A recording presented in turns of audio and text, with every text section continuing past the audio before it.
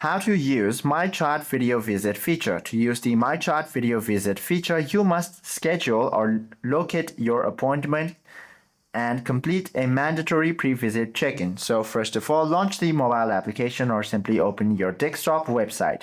Then navigate to the Appointments or Visit tab, look at your upcoming video visit and click the e-check-in button. You simply have to review and update your personal information, current medications, allergies, insurance coverage, and pay any required copays. Then proceed to test your device hardware. You simply have to avoid the connection issues and also test your technology at least 15 minutes before your scheduled time. Make sure that you have a good camera and microphone and also a stable internet connection. Then you can proceed to launch the video visit. Simply return to the Visit tab in the My Chat, then tap on the Begin Video Visit or Join Video button.